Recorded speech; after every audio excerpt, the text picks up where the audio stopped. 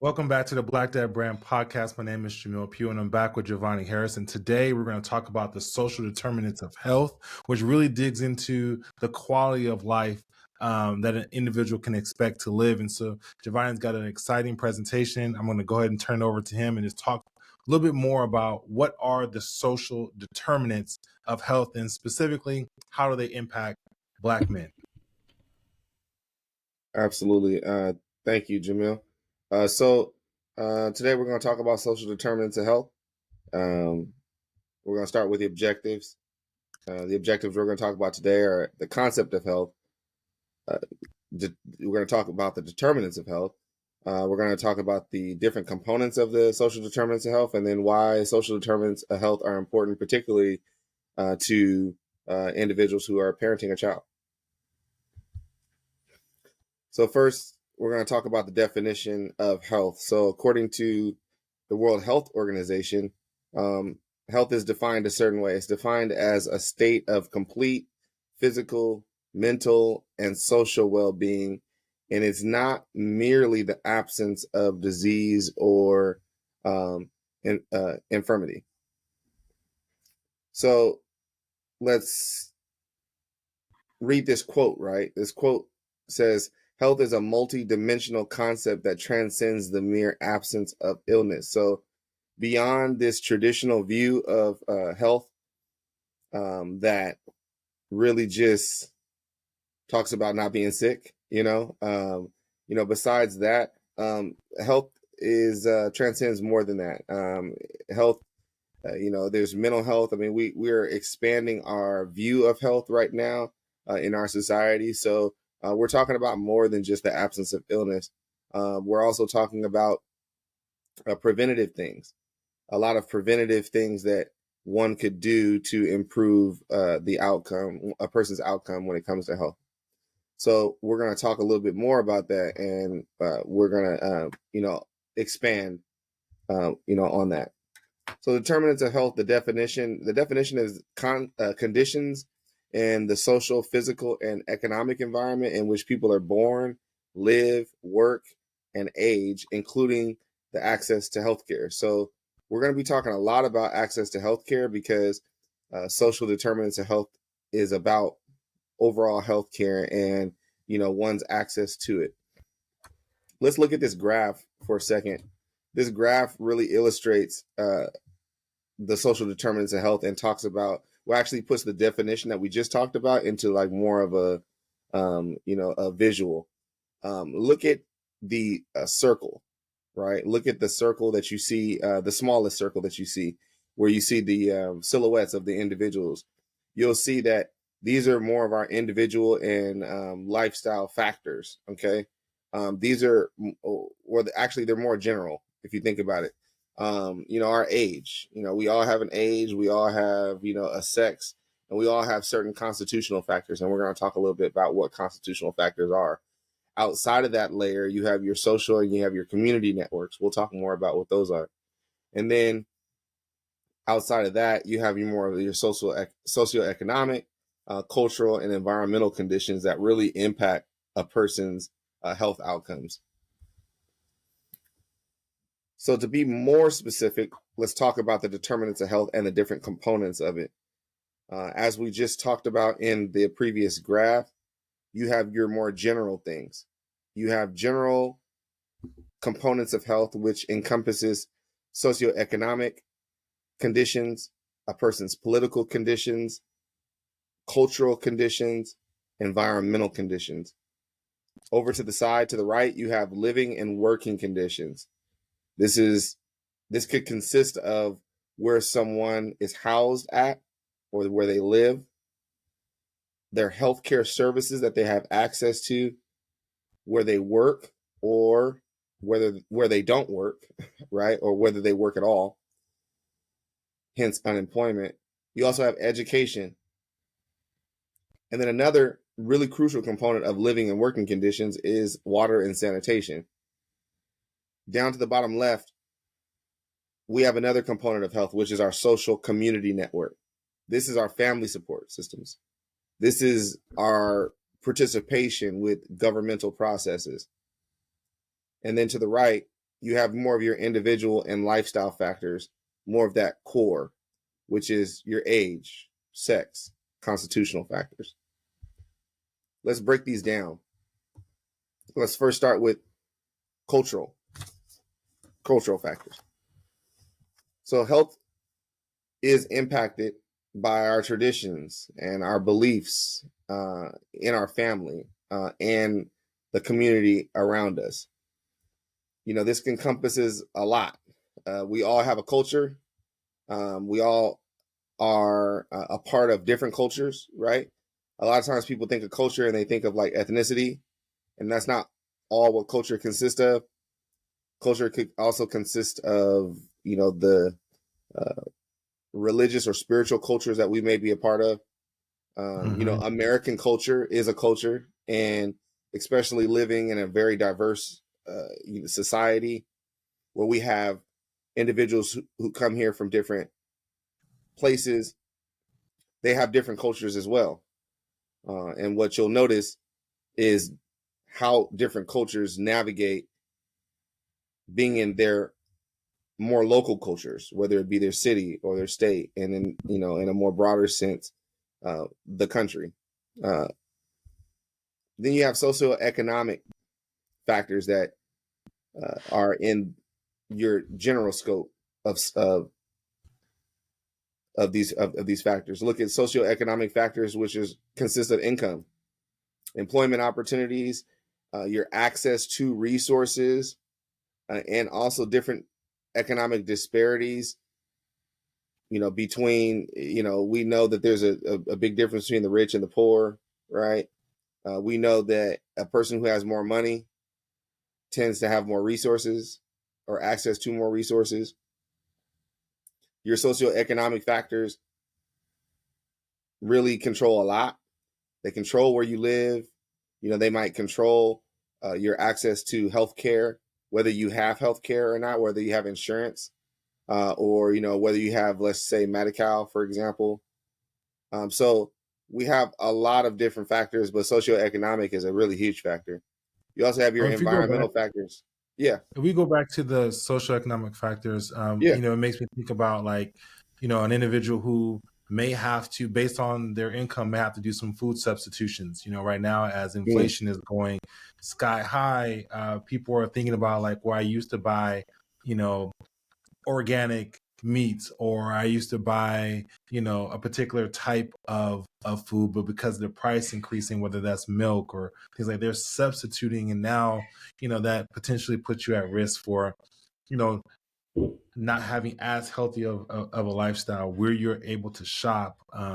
In some cases, in certain neighborhoods, they don't have access to fresh fruits and vegetables, and so maybe you're getting a lot of your produce from a small market, or a corner store or something along those lines. And so, or more people are choosing to eat fast foods, which of course have all the different issues with that, whether it's high in salt or things of that nature. But I think that does play a big role in the behaviors of individuals when it comes to how they choose to use the money that they have, and how they prioritize, or the ability to prioritize their health, especially in this environment where we live in California, where prices are rising quite rapidly. Yeah, and think about other factors also to add on to that. When you're in certain communities may have more grocery stores, right? That's a socioeconomic factor, and it affects a family's economics. I'll give you one example. Jamil, I work in Del Paso Heights. Del Paso Heights has, they don't have any major grocery store, right? There's no Rayleigh's. There's no, there's not even a Walmart, right? You got to go to the Thomas to go to the Walmart. They have local grocery stores. Now, there's nothing wrong with local grocery stores, right? We're not, saying there's nothing wrong with grocery stores, but what happens as a result? How does that impact a person's socioeconomics? Well, if there's a major grocery store chain, like for example, Walmart, what's Walmart known for? Walmart's known for their prices, Mm-hmm. right? Well, the mom and pop grocery store is not going to be able to get the product or the food at the same cost. That cost goes to the customer. Right. The customer is the community. And if the community at large is paying more for their groceries just because they don't have access to food in their community, that affects a family's finances. So there's a lot of different ways that a person's socioeconomics, really can impact their health overall. Because when you have less money, you tend to live in worse conditions. You tend to have less resources. Things are just overall harder. Another thing I thought about is for the individual who may live in a lower socioeconomic status, the need to work and the inability sometimes to take off work to address a major health concern, right?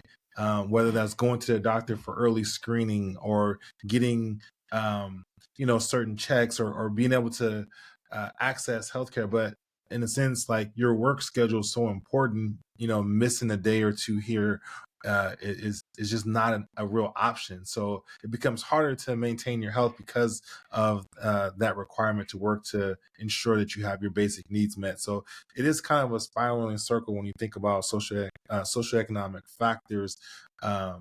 And how they impact an individual's behavior and their interaction with their community and their environment as it relates to their health. I mean, this is a massive topic, so I wanted to kind of like go back to this and really kind of talk through how some folks may interpret what a socioeconomic factor, how that may relate to them and how they manage their health. Absolutely. And socioeconomics also affects a lot of different other components. And we're going to talk about one right now, and that's environmental factors and environmental conditions. Environmental conditions are affecting or are affected physical surroundings in which individuals live and work. This can include housing, quality, access to clean air, water, exposure to environmental hazards, and overall safety of the community. I mean, a lot of us are very well aware that lower income communities tend to have more pollutants. There's tends to be less safe conditions, right? And if you look at the byproduct of that is worse health conditions. There's worse just in general worse health conditions for individuals who live in those communities. We're talking about sanitation, adequate sanitation, things like that, and other things that create unsafe living conditions. These things significantly affect someone's health. So, and also other hazards. There's no if you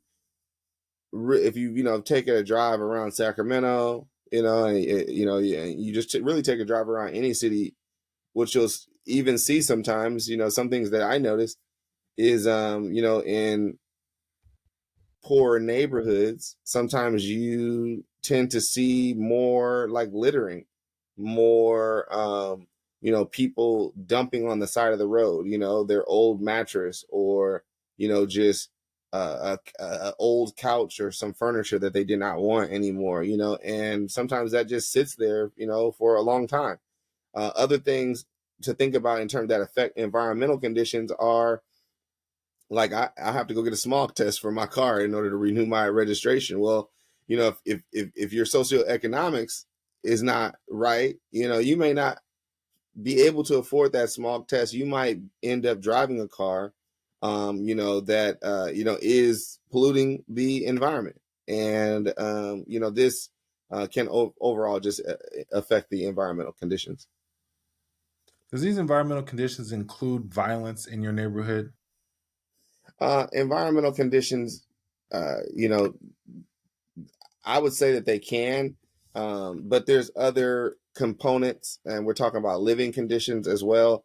So, the living conditions also could affect it. But overall, that is a part of their environment. And when you think about an overall unsafe environment, safety isn't just about, whether someone gets shot or not. Safety is also about, the pollutants, so I would say yes. It is a part of your environment and something that does impact your health. As we, talk about other broader topics like ACEs, adverse childhood experiences, you'll also, see that those also impact the environment as well. Okay. So other general things that also impact someone's health are the politics. Political conditions are affected by the political environment in which individuals reside. This involves government policies, healthcare systems, access to healthcare, the impact of political decisions in public health.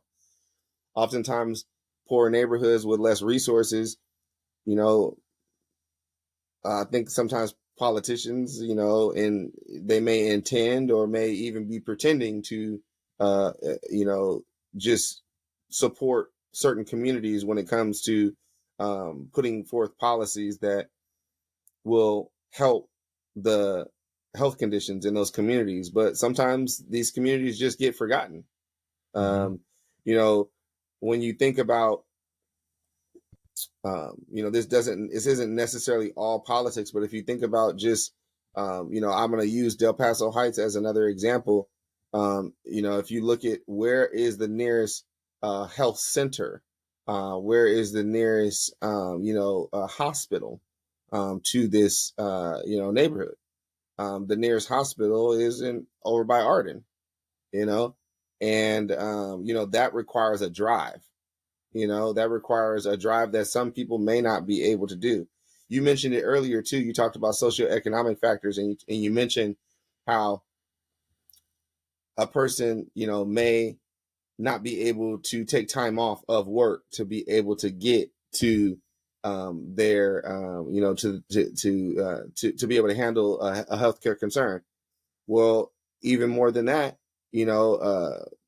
hospitals, or let's just say when you're trying to set an appointment for a doctor, they tend to be open during certain hours. If a person works, a shift that is within those hours, and if they can't afford, because they either don't have the sick time or they don't have, time off that they can request, if that's not available to them and they feel pressured to continue to work or maybe even potentially lose their job, now they might not even be able to get the preventative health care that they need.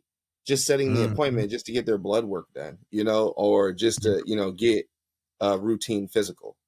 Okay. So when we look at these, factors, what is good health when we look at these particular factors? Well, good health would consist of social equity, national security, right? Of where you live, social stability, income, and also social class, and then also income. These are all what would consist of good health when we looked at these general factors.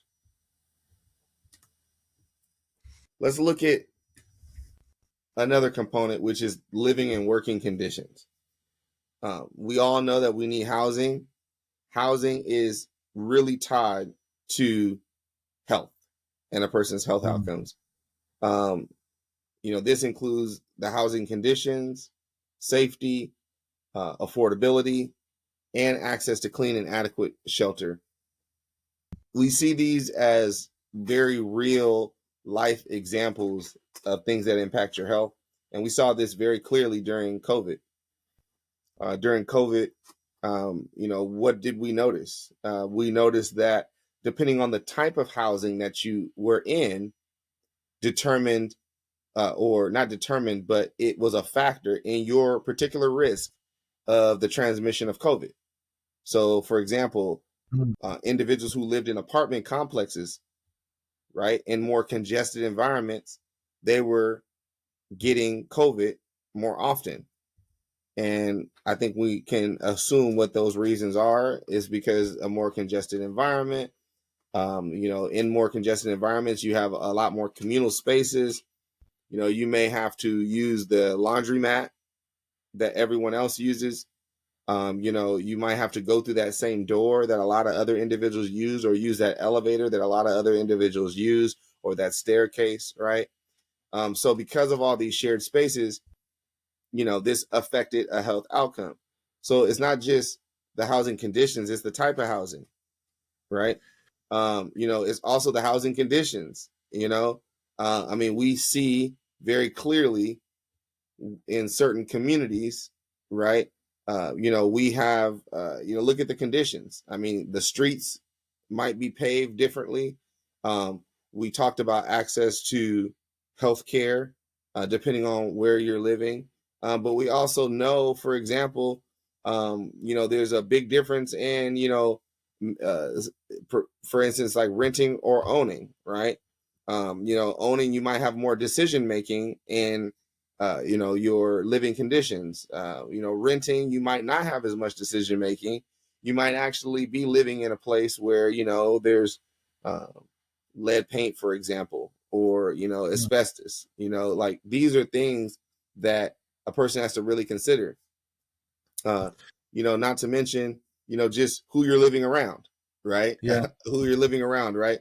I think, certain people might be able to think about a time where they lived in an apartment complex or whatnot, and you might be able to smell, smoke, nicotine smoke coming from the apartment next to you or whatnot. These are things that affect your overall health. And then also affordability.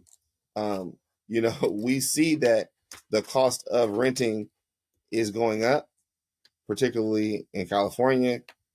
If you are having trouble affording a house or a place to stay, this affects all your other health outcomes, because you might need some money for medication. You might need money, to, go to the doctor or have a procedure done that, could really improve your health outcomes.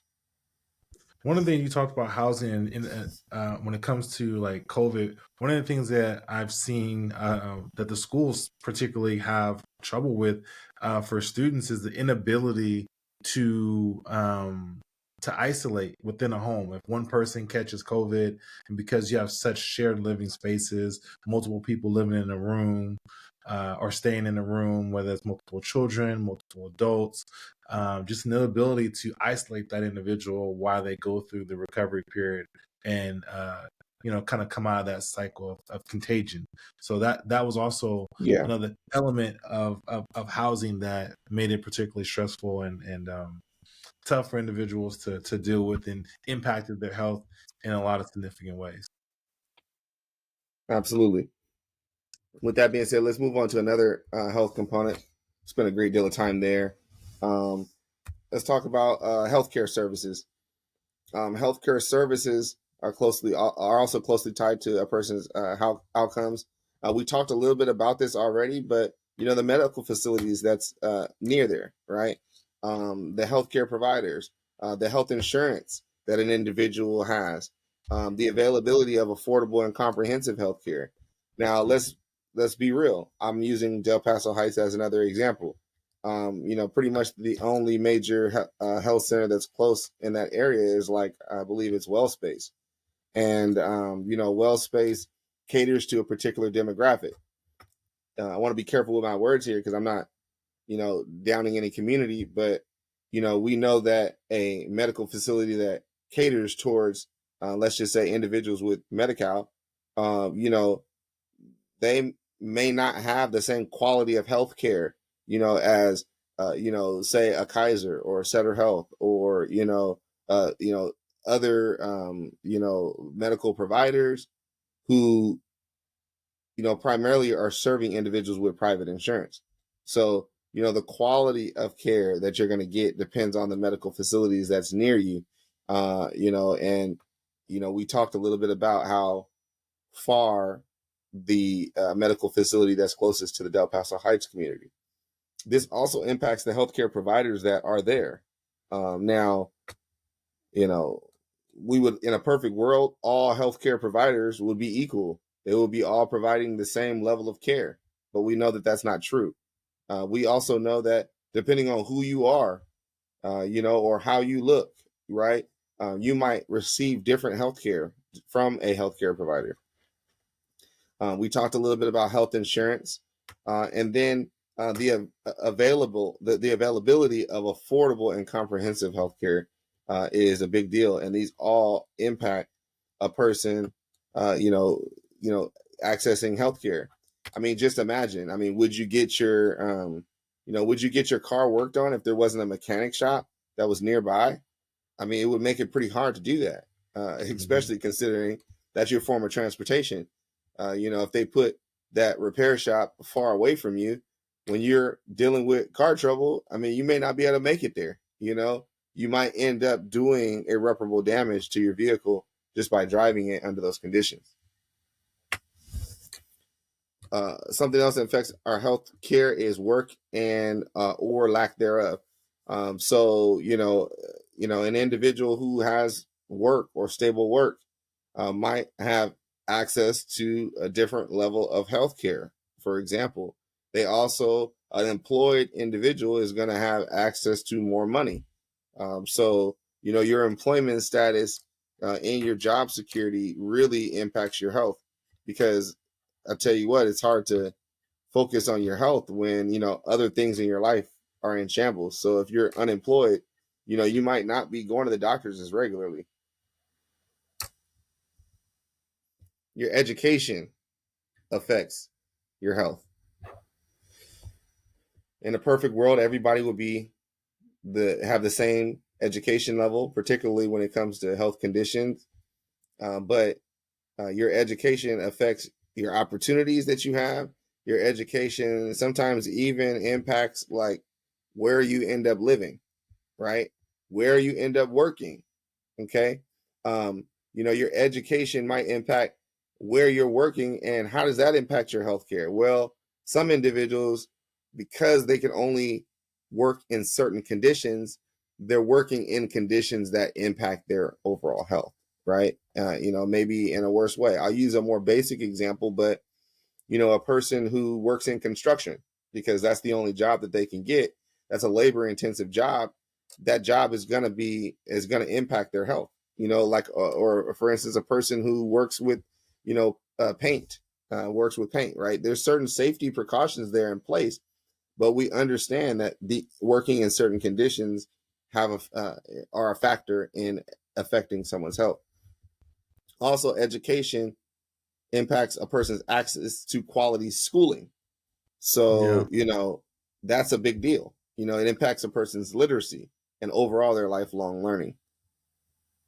Yeah, I think also when you think about one of the biggest factors that determines the quality of the schools, the public schools within a specific area, is the property taxes. And so, based on your geographic location, you may have access to better education, which of course leads to additional education, which could lead to higher paying jobs, more opportunities. And then also, that it seems like there's clusters of places in which businesses, large corporations like to congregate in order to have access to the highest educated individuals to work these higher paying jobs. And so we'll see, a clustering of corporations in a city like Saratoga or Sunnyvale or Mountain View or things like this, the Bay Area, certain parts of the East Coast. And so when you think about like we live in Sacramento, and so some of the top available jobs here are either in medical care, education, agriculture, and we do also have state work, which is in some cases can be high paying, but in a lot of cases it's not. So just when you think about your environment, what you have access to, the salaries that are available in Sacramento,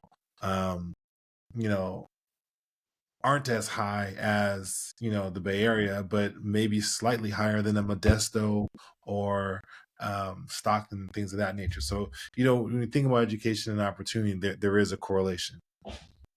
Absolutely. And also think about education. Think about the more educated you are, you might even have different habits based on that education, and those habits might contribute to things that can help you prevent your worst health outcomes. Like for instance, certain people might be more educated on what they need to be eating, how much water they should be taking in per day. They might even have preferences between like grass fed, meats and other meats, you know what I mean, to reduce their cholesterol, So, these are factors that really impact, someone's health outcomes. Now, other things a part of your living and working conditions is water and sanitation. Access to clean water, proper sanitation is fundamental for good health. You got to have access to clean drinking water. You got to have, hygienic facilities and waste disposals. Okay, so think about a school that doesn't have access to clean water. As like I said earlier, I work at the Del Paso Heights community, Grant High School. Grant High School, for the longest, at least on their West Campus side, didn't have water fountains. They were literally bringing in water, bottles of water by the caseloads, in to the students, and the students had to walk down to the cafeteria to get water for their classes. So they would get cases of water for their classes. Okay. What was wrong with the water? Well, what was wrong with the water is the pipes were so old, and then the pipes were, putting some contaminants into the water. And so it took them a while to actually fix that. But think about how long that was actually happening prior to them actually fixing it. Okay. And think about maybe the damage that it might have caused to individuals in that community. Access to water is a big deal. I mean, we look at, I don't want to misquote, but I think it's Ferguson, right? It was Flint. Flint. Yeah, Flint, Michigan, right? Flint, Michigan, and the water sanitation, the issues there. We saw videos of individuals just turning on their faucets and the discoloration of the water, and there was, obvious contaminants in the water. This is a big deal. This impacts, a person's health. Having to wash your body with that water, or even having to drink that water, right, really impacts, a person's health. And I mean, we can really look at this on an international level, because there are literal, countries and places within countries that they don't have access to water. That's why individuals are going around the globe and setting up like water wells and places where, people can get access to clean water, because it's so vital and important. We need clean drinking water. So when it comes to living and working conditions, what is good health? Well, good health would be safe water, healthy food, clean air, education, employment, and access to healthcare. If a person has these, this will be considered good health when it comes to living and working condition. We look at our social community network, and we look at what part of our social community network impacts health. Well, our family support impacts health. It's strongly influenced by the presence of a supportive family network. This includes emotional, practical and social support that's provided by family members. When we look at other aspects of our social community network, we look at participation with governmental processes. I mean, it's no surprise that there's certain neighborhoods and certain communities that don't really have a lot of participation with governmental processes, but these same governmental processes are actually impacting our health on a daily basis. Okay. A person's individual engagement in political or governmental processes in their community could be the change maker. Each vote counts, right? And we need to be informed of these policies so that we can be able to advocate for change when we notice that, there is something that's going on in our community, or there is a legislation that is going to pass that could impact our health. For example, Sometimes communities get waste disposal facilities that are relatively close to their community. This can be an issue. This is something that if proper participation in the governmental process is taking place, you might be able to stop that from happening. But we need more activation into these governmental processes in order to be able to make change on a civic level. So when it comes to a social community network, what is considered good health? Ultimately, it's greater support from family, friends, and community, participation in economically and socially active activities, and then also participation with our government into policies and things of that nature. Essentially, getting activated into the governmental process, making sure that you're voting. And just on a side note, I mean, we look at a lot of attention that we spend on our federal elections. We look at a lot of attention, on the presidential election, like the one that we got going on right now. But the truth is, the real activation that we really need to be in is our local policies. We really have to be activated into what's going on with our local policies. Like, who is your city council person? Mm-hmm. What are they doing? Right? Who is your mayor? What are they doing? What policies are about to pass, or what policies are being proposed? What new politician is coming into office, and what is their platform? What is their track record? Also, you have to look at that. So these are things that we have to think about in our community that impact our health. And then on a more simplistic level, we know our age impacts our health.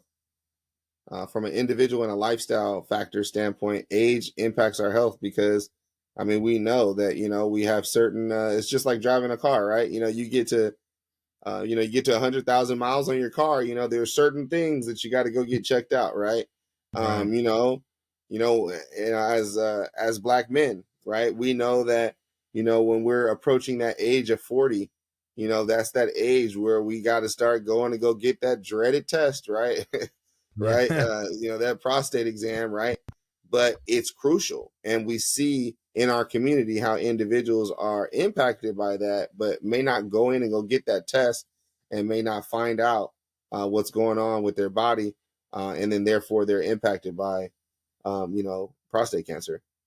So age is a factor. We also know that older individuals have, different health complications or different health concerns than individuals who are younger, right? But we also know that age is a factor too. When it comes to the younger you are, you can actually establish some habits that will really catch up to you as you age, and a lot of us find that out, as we visit the doctor and we find out, oh, wow, yeah, I need to make some changes, right?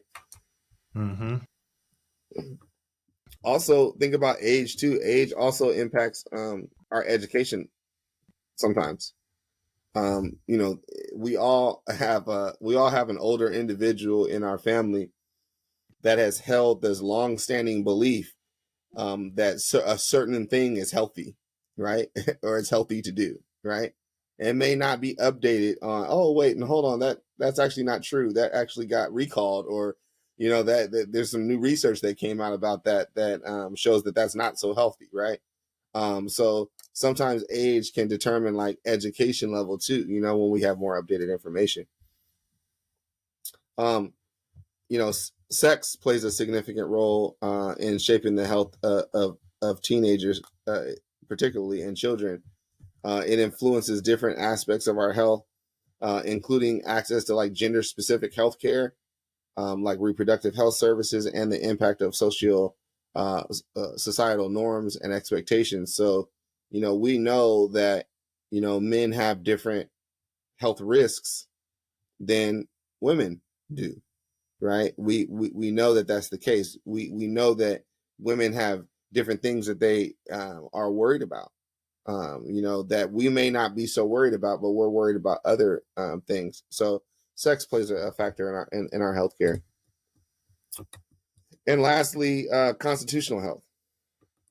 So, what is constitutional, what is a constitutional factor? This is kind of a term that really makes you think like, well, what do you mean by constitutional factors? Well, it pertains to a person's genetics or biologically inherent characteristics.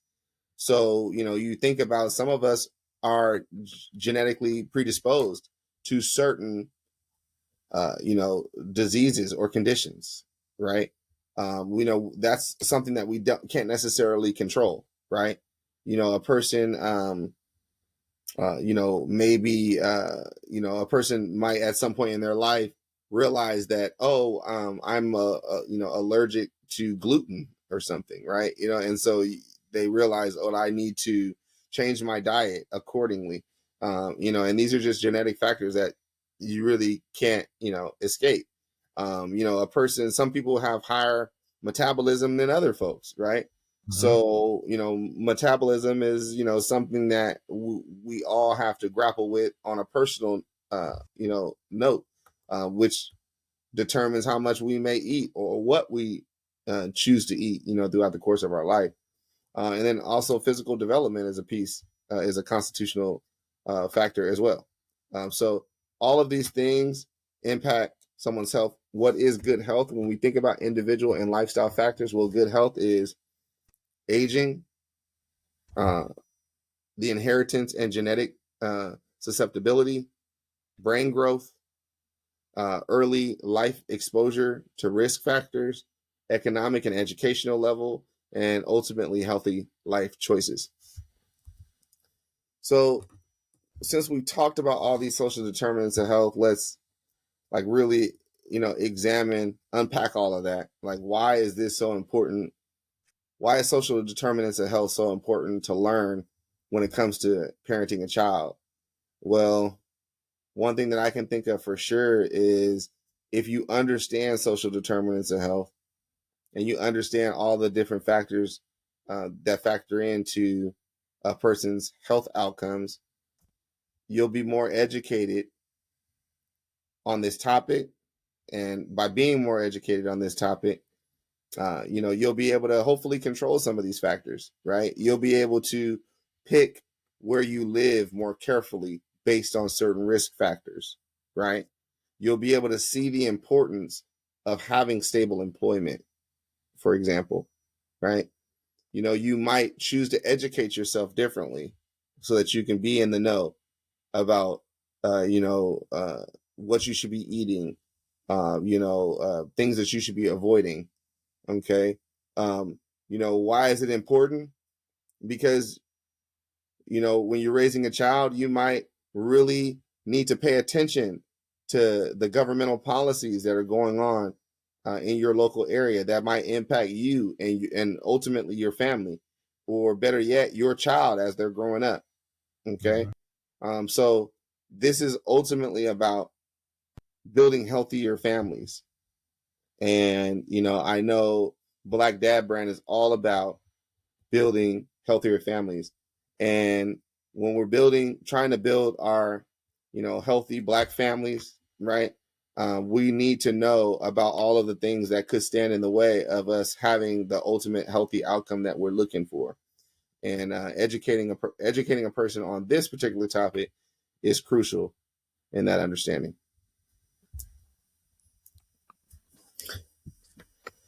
So that was actually incredible. I think of some good information. I want to, if you don't mind, I want to share a slide here too, so that you can take yours down. I was in a presentation. Let me see here. Oops, sorry. Take the screen. Yeah. Let me see. Doesn't look like it's going to allow me to do it in the way that. Well, actually, I don't need to do. Hold on one second here. Let me pull this over here.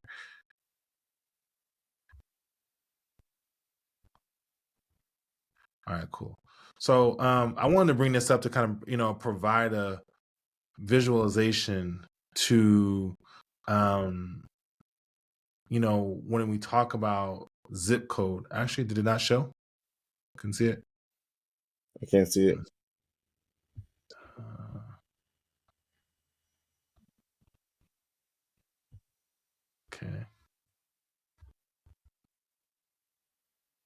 Are you able to see it?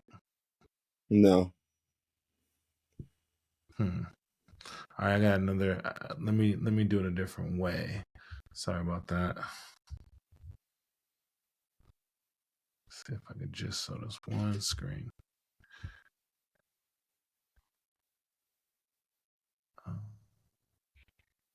Let's see, share.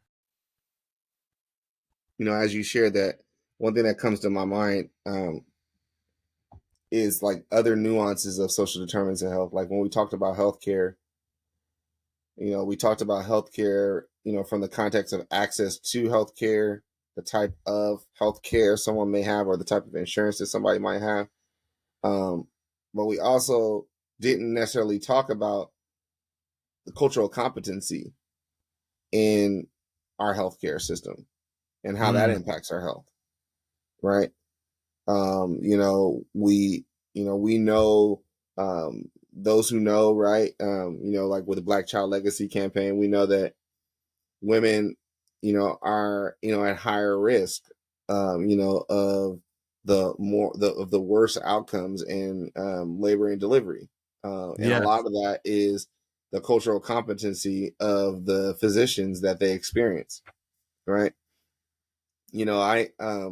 I personally, have a story, regarding healthcare, and I'm not quite sure, quite frankly, if cultural competency played a role in it, but it definitely made me think about it. I have I played basketball for years, and constantly hitting on, falling on the ground or whatnot.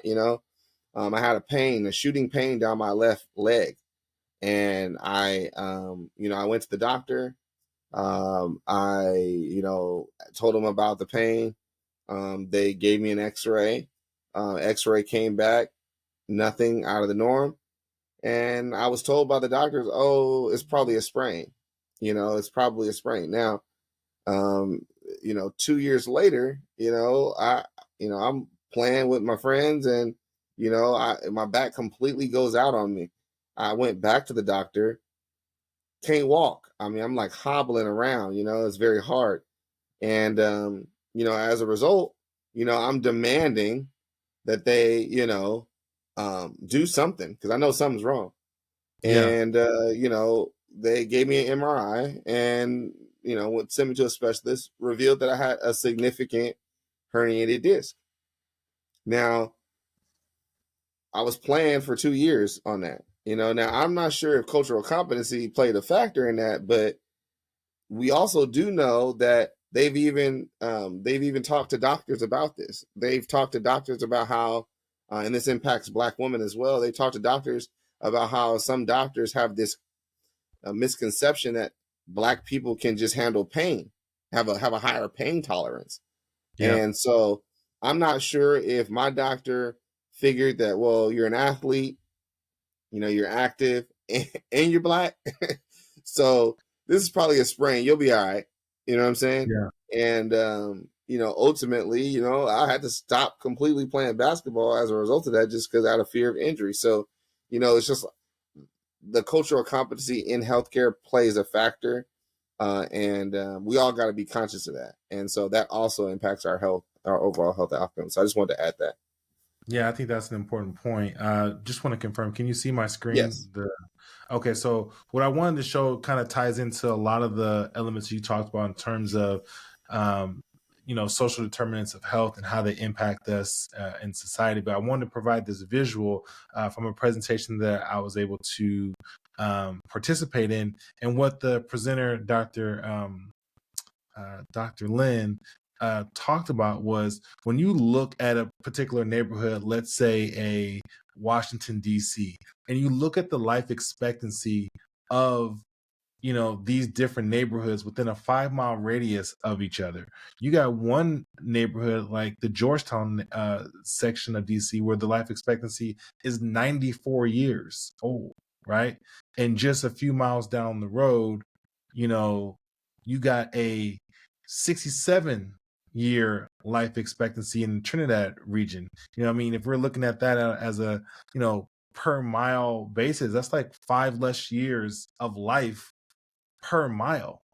And so it's important, like, that goes into earning potential, ability to pass down wealth, or maybe some of the different health conditions that you're dealing with. People are really struggling with healthcare bills and expenditures. And so in certain areas, that impacts people's credit and access to credit and to, funding. So this is this is a really big issue. And I just want people to kind of, you know, take a look at how might this impact your neighborhood. What are the life expectancies within one neighborhood to the next. And so when we talk about the zip code, is one of the highest predictors, or most accurate predictors of an individual's life expectancy.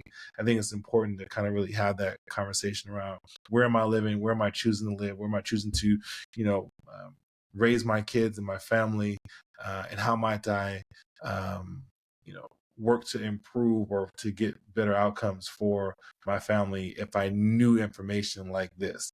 So just wanted to share that really quickly, and kind of discuss it, because it's important. And when you think about that, man, it's bigger than just picking a neighborhood because they got good schools or they got good grocery stores. It really, when you think long term, if you knew that your neighborhood could predict that you're going to have 20 less years of life, you might make different decisions. So Hmm. I thank everyone for paying attention. This was a great conversation. Jovanie did an exceptional job of really painting the picture and helping people understand that there's elements within our society that are impacting us on a day-to-day basis that control, I don't say control, but impact and influence, the quality of life we live, the quantity of life we live, how that impacts, our interactions with the healthcare system, our access to it, our employment, our education levels.